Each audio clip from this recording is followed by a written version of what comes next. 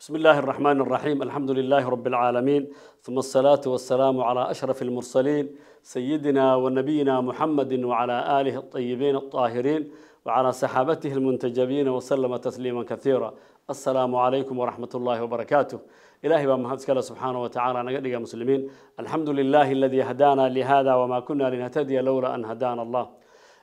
waxaa kaloo mahad iska leh ilaahay inagu kulmiye markale halkan inaan isaga soo dayno barnaamijkeena taxanaha aan uga hadlaynay alqiyam al-insaaniyati fi al-islam. allah mahad iska leh subhanahu wa ta'ala. taxanahan waa kii shanaad weeyaan, kanu waa kii shanaad weeyaan. intii nala socotay ee kii hore daawatay waxaan ka soo hadalnay biriga iyo muxuu qiimaha uu leeyahay. maanta waxaan tilmaamaynaa oo ka hadlaynaa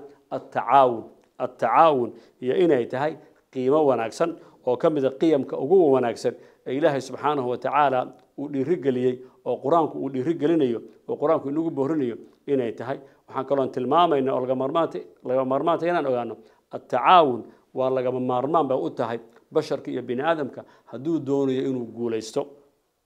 تصال أهان قيسك هدو دوني إنه يقول يستو قيسكي وليبا أنت لقانا حتى عرورتي أباها يهويدا اللي بدهم قف إسقبته الزوج والزوجة إسقبة هذي الدنيا إنه يقوليستان وأنا نلاش هذا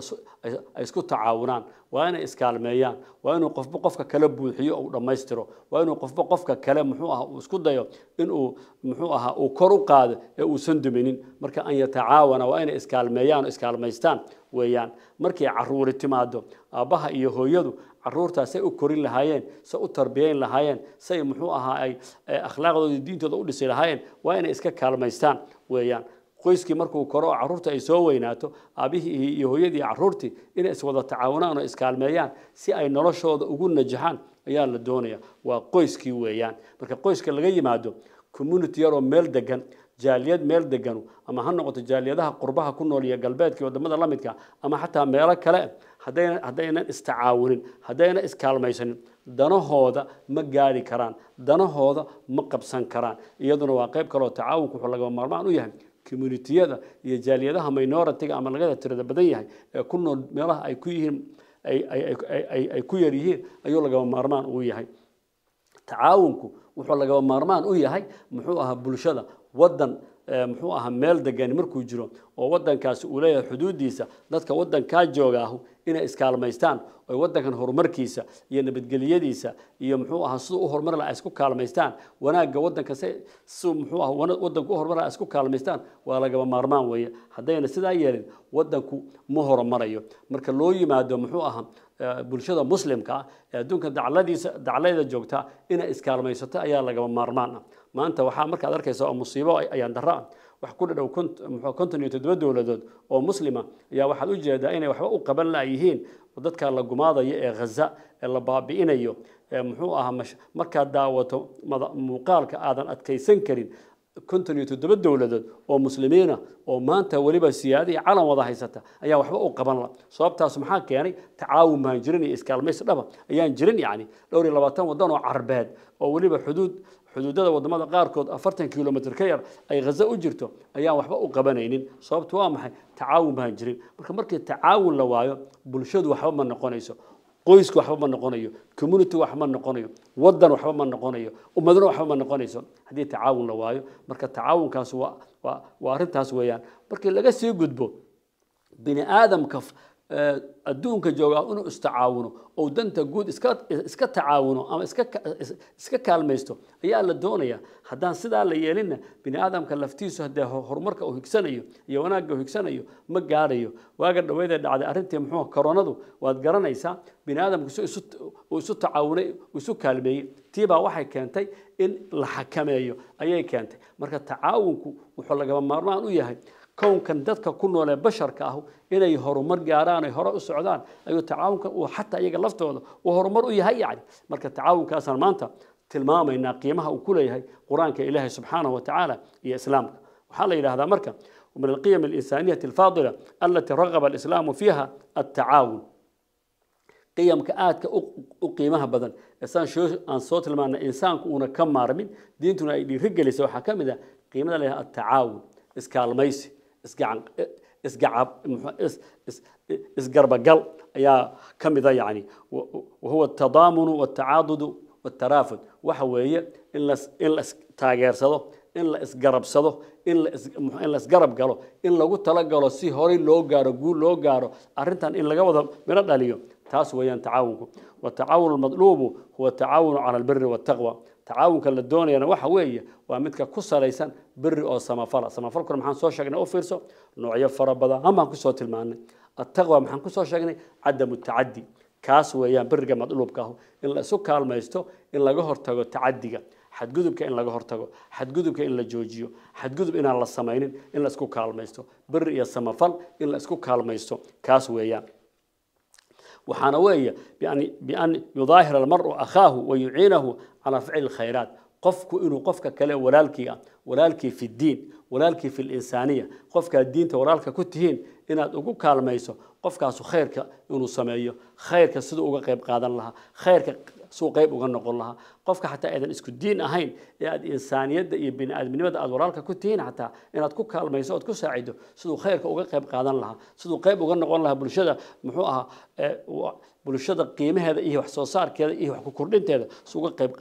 uga qayb qaadan lahaa waxaa kaleeto oo la doonayaa oo wax la iska raba ay tahay inuu qofka ku saacido calaa daacati illaahi caza wajalla wayujniihi muxuu ahaa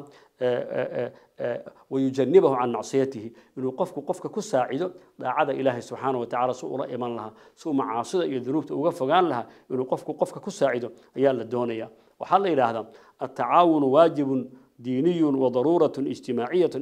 اقتضت سنة الله سبحانه وتعالى تعاونك إسكال ميسيقى محوها إسقرب قلكو وحوية وواجب ديني أويان والدين إسلامك واجب يكريتي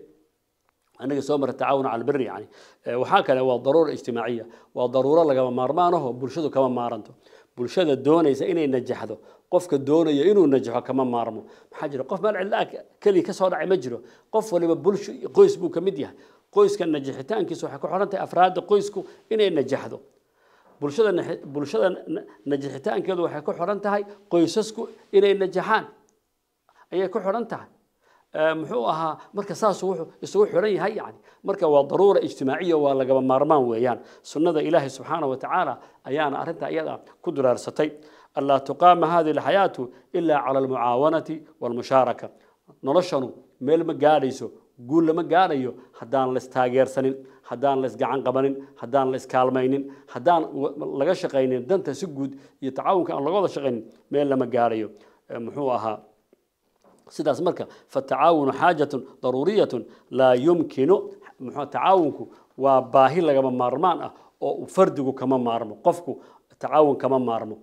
bal mujtamac laa yumkinu an yata'assasa biduniha mujtamaca laftiisu dowlad ma noqon karo waxba ma gaari karo haddii mujtamac iswada tacaawunaya oo iswada muxuu hasaas noqonaya hadduuna mujtamacu noqonin faida tama hada tacaawunu tamakkana alinsaanu min alqiyaami bimuhimati الاستخلاف وكاسا هدي مركا أي صورة جشوا ضدك إن استعاونان إن استجعان قبتان إن تعاون كلا شيء يلا سمعيه استخلاف كإله وإنسان كأودورته وكذا خليفة الله في أرضه أي صورة جليسة واللي هليا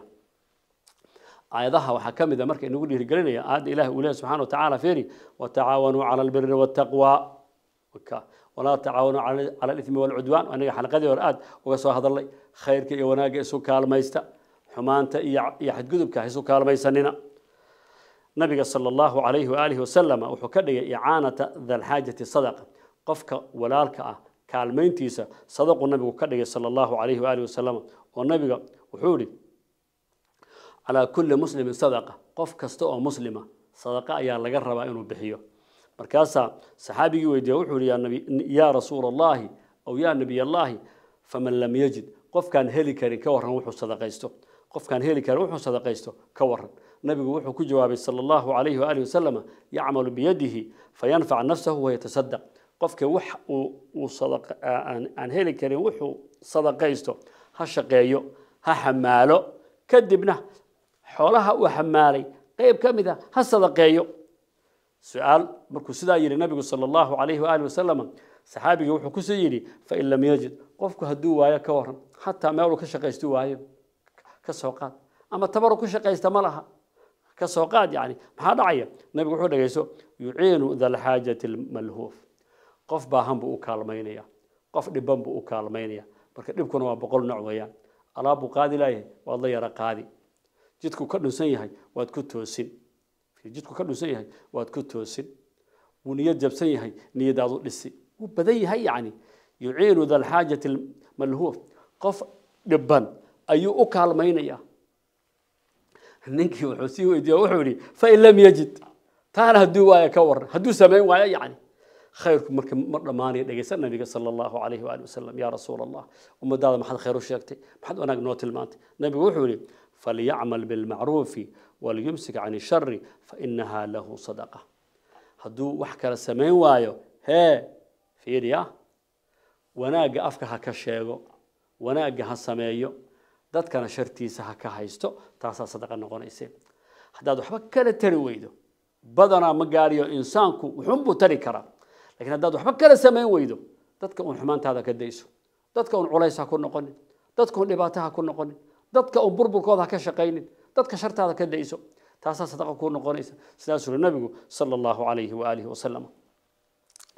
وكما أمر رسول الله بمعاونة المظلوم على استرداد حقه والوقوف في وجه الظالم ومنعه عن ظلمه يعني سيدا هذا عن صوت شجنا عن صوت المعنى أو نبي النوفر صلى الله عليه وآله وسلم أفريو محوها قفك بهن الله كالميو يا نبي وحو النوفر يا صلى الله عليه وآله وسلم معاونة المظلوم قفك اللي جر دريه دبناها ظلمناها إن لجعن سيو سأصل نبي إن فريا صلى الله عليه وآله وسلم qofka dhibanaha in la gacan siiyo ayuu nabigu ina faraya waa midda maanta mid ay ku gul daraysatay dunida muslimka oo dhan dadka dhibanayaalka reer Falastiin in loo gargaaro waa lagu gul daraystay badan marka waxyaabaha xaqiiqatan qofka damiirka leh ee aadka insaannimo ay ku jirto uu u xamili karin weeyaan marka qofka dhibanaha ah in loo gargaaro oo la gacan siiyo soo xaqiisa ku heli lahaana lagala shaqeeyo ظالمك كواحد قد بيا حقيقة كقاضنا لقى عليو ولا يراهدو ورظلمك جوجي ظلمك أديك أنا دم كوجي جرت جوجي إلا يراهدو وظلمك يسال لقى عليو مركز النبي صلى الله عليه وآله وسلم وقرني حديثك انصر أخاك ظالما أو مظلوما ولك أوجر جار يا جر الربا بمعنى هدو مظلوم يهي أو لقى جر دري يهي أوجر جار هدو ظالم يهي أو جر دري يهينا أوجر جار marka saxaabadu waxay ku yiraahdeen ya rasuul allah hada nansuruhu madluman bimaana qofka marka laga gardaran yahay waan garanay waan u gargaarayna waan garab istaagayna waan gacan siinayna waan la fahmay laakiin mar hada ka waran haduu isagu u gardaran yahay maxaan sameeynayna nabigu wuxuu yiri ta'khuduhu fawqa yadihi gacantaad ka qabanaysa waad ka celinaysa taasa u noqonaysa gargaar taasa u noqonaysa wanaag saasuu nabigu sallallahu alayhi wa alihi wa sallam halka marka u fiirso tacaawunka marka waxa kamida muxuu ahaa in qofka madluumka ah laga gardaray loo gargaaro tacaawunkii bay kamid tahay qofka dhaalimka in loo gargaaro dhulmiga laga celiyo tacaawunkii bay kamid tahay oo nabigu sallallahu alayhi wa alihi wasallam oo nabigu inoo tilmaamay waxa kamida tacaawunka la yaab kale diinta islaamka ay jeceshahay nabigu inuu sallallahu alayhi wa alihi wasallam muxuu ahaa waxyaabaha alla uu jecel yahay ilaahay ugu jecel yahay waxa kamida waxyaabahan soo socda in ahabba an-nas ilayhim wa anfa'ihim lin-nas nabigu alayhi salatu wasalam wuxuu tilmaamay waxyaabaha alla ugu jecel yahay maxayyihiin ayuu tilmaamay nin baa nabigu yimid wuxuu yiri ya rasuul allah ayu an-nas ahabbu ila an-nas ilaahay dadka ayu an-nas ahabbu ila allah saasan ka wada ilaahay dadka ugu jecel yahay ilaahay dadka ugu jecel yahay dhageyso jawaabta uu bixiyay nabigu sallallahu alayhi wa alihi wasallam wuxuu yiri ahabbu an-nas ila Allah ta'ala anfa'uhum lin-nas ilaahi subhanahu wa ta'ala dadka wuxuu ugu jecel yahay qofka bini aadamka ugu waxtaroon qofka bini aadamka ugu waxtaroon ayuu Allah ugu jecel yahay subhanahu wa ta'ala nabigu sii qeexayo wuxuu yiri sallallahu alayhi wa alihi wasallam waxa kamida waxyaabahaas وأحب الأعمال إلى الله تعالى سرور تدخله على مسلم أو تكشف عنه كربة أو تقضي عنه دينا أو تدرد عنه جوعا ساشر النبي صلى الله عليه وآله وسلم وحيابها أعماش الله وآتك وجعلها وحاكمدة ها قف مسلم هو فرح جلسي الله أكبر قف مسلم هو فرح جلسي فرحت قلبي سأتك عبورتي وحكفر هي آتسيسي وحكفر هي آتو الشيكتي وحكفر هي آتسيسي وكو وحاكمدة محوها وحيابها اللي يابك له قف مسلم كرباء هيسته أتكفيدي وحكمنا قف مسلم هو الدين لقوله ودين لدار دعيه ودين تيسي أتكجدي وحكمنا قف جاج هيسو أو جاج لدار دعيه أو وحبه هيسرين أو جاجدي أتكئري أو جاجدي كحيسو جاجد ترتي الله أكبر مركز النبي يقول صلى الله عليه وآله وسلم ولئن أمشي مع أخي في حاجة أحب إلي من أن أعتكف في هذا المسجد يعني مسجد النبي صلى الله عليه وآله وسلم الله أكبر إن أنقف ولا الكيا أن راعه وندنتي سأصور دميه يا وحن كجعلها إن أنكو اعتكافون كنا جادو مساجد كيسي مساجد كي نبي مدينة أو كم من صدح المساجد وفد بدل دين إسلامك marka fiir hada tacaawunka iyo nooca uu noqonayo iyo qiimaha uu leeyahay arag marka tacaawun inaynu bulshadu iskaalmaysato oo tacaawunka noocaas aan ka shaqeyno isaguna waxyaabaha laga maarmaanka ee aadka loogu baahan yahay ee la doonayo nusuus kale oo fara badan oo ahadiisa ayaa ku soo aroortay laakiin waxaan u baahanahay inaan noqono bulsho ka shaqeysa wanaaga isku kaalmaysa wanaaga ka wada ogaata farkaliya fool ma dhaqdo gacmo wada jir bay wax ku gooyaan tacaawunka waxa soo hosgalaya midnimada iyo wada jirka wa'tasimu bihablillahi jami'an wala tafarraqu wa tacaawunki weeyaan wa anna hadhihi ummatukum ummatan wahida wa ana rabbukum fattaqun wa tacaawunki weeyaan wa anna hadhihi ummatukum ummatan wahida wa ana rabbukum fa'budun wa tacaawunki weeyaan wala tanaza'u fatafshalu wa tadhhaba rihukum wa tacaawunki weeyaan إنما المؤمنون إخوة وتعاون كويان مركا أمة سائسو كالمينيسا إسو تعاونيسا أوج إن إنسان كلام مارمين أوج إن إسكو مصلحتها أوج إن إسكو دنتها إن أن نقولنا يا الدنيا إلهي نجرب سبحانه وتعالى وحرمنا إنه قفكو أجاده قفكو من نجاحي كلي قفكو كلي وحبا معها دت كيسو حكويها قيس كيسو حكويها أبيه يدي ولا ليه بحكويها دت كاسو حكويها كومونتي كيسو حكويها بلشديسو حكويها إنه قفكو أجاده أيان دونينا waxaan rabnaa qoysku inuu ogaado inuusan keligii waxba noqonaynin najaxaynin ee uu community-giisa uu dadku noqonayo community-gu inuusan waxba qabsan karin keligii ee inuu bulshadiisa wax ku noqonayo marka inay wuxuu sidaa tahay inaan ogaano ayaan doonaynaa waxaan rabnaa wadanka iyo dadku inaysan muxuu ahaa kala googa iyo kala qoqobka aan waxba lagu noqonaynin in la ogaado ayaa la rabaa marka tacaawunku iyo iskaalmaysigu waa waxyaabaha sa u qiimaha badan weeyaan تعاونك قيمة ولاية وحكمدا دور جربا لقى مغلى أنا ذاتك تصالة أصينية قارهان ذاتك دعوانا إيه هاد أفريقيا مالها جوجا إيه هاد كأوجرانية عيان كان شيء وحاجة عيان يرى اللي هذا أبور هو عيان يرى هذا قاعد تساوي قاده أتكود اللي سلبا هذا فرود يعني مركو يسوتجي بهالدون اللي هذا وين أيوه للسي بالحوجي سارك هذا بيها بدأ بيها وبيد أركتي وقد أراد وأن بعير ير ويسوتجي marka gacmo wada jir bay wax ku gooyaan gacmo tacaawun bay wax ku gooyaan marka ummad iskaalmaysateen aan noqono ayaan doonaynaa insha Allah ta'ala tacaawunku sidaan soo sheegnay muxuu ahaa barigiiba faa'iidooyin buu ayuu leeyahay waxaan la yiraahdaa wal tacaawun ala al khayr wal salah wal birr wal taqwa fawaa'id kathira bariga yani waxaan ka wadaa in la isu kaalmaysto wanaaga in la isu kaalmaysto khayrka in la isu kaalmaysto bariga iyo samafalka in la isu kaalmaysto taqwada Allah ka cabsiga iyo inaan tacadi xad gudub loo sameeyay faa'iidooyin fara badan ayaa ku jirta waxa kamid ah faa'iidooyinkaas imkaan injaaz al a'mal al kabira allati la yaqdiru alayha al afrad marka la iskaalmaysto waxa la qaban karaa hawlo waaweyn iyo guulo waaweyn baa la soo hooyin karaa oo qofna kaliya gooni u qaban karin waka qofna kaliya gooni uma qaban karo laakiin marka la iskaalmaysto wadanka la dhisi horumarka la gaari nabadgelyada la soo celin danaheena dhammaan ku guuleysanayna marka taas waa qodobka labaad waa maxay shucuur al-fardi bil quwwati wa naz'i shucuur al-ajzi min nafsihi iskaalmaysi markuu yimaado qofku wuxuu dareemayaa in uu awood leeyahay oo walaalahan faraha badan bulshadiisa uu kamid ka yahay ee iskaalmaynaysa isgacan qabanaysa ee uu qaybta ka yahay ayuu qofku xataa awood inuu leeyahay ayuu dareemayaa wuxuu dareemayaa qofku inuu muxuu ahaa mashaakilaadka uu ka bixi karo maxaa jira dad kaalmaynaya oo ku saacidaya inuu ka baxo ayuu haystaa taasuu qofku uu dareemayaa waxaa kaloo kamid ah faa'iidooyinka asaasu taqaddum wal intaaj wal najaax wal tafawuq wakaas xaqeed waa dhab weeyaan عدي تعاونتو اسكالميستا waxay gaaraysaa التقدم horumar الانتاج وحصوصار النجاح غوليس iyo waliba التفوق in ummadaha ay ka sara marto ummadaha iskaalmaysata waa aragtay horumarka ay gaareen marka la iskaalmaysto sidaas dhacaysa marka la iskaalmaysto waxa dhacaysa waa sabab min asbab al-ulfah wal mahabbah bayna an-nas iskaalmaysashadu waxa weeye waa sabab keenaysa sababaha dadku inay isjeclaadaan dadku inay ogaadaan inaysan kala maarmin inay isku dan yihiin inay isku mid yihiin qofku walaalo u damqanaya walaalo u heelinaya walaalo gacan qabanaya inuu leeyahay inuu dad leeyahay qofku ayay tusinaysaa oo waa arrin mujtamaca jacaylkiisa iyo isdhexgalkiisa ayay qayb ka qaadanaysaa tacaawunku wuxuu keenayaa yuxaqiqu sunnata allahi fii khalqihi wa yuxaqiqu dabiicata alashyaa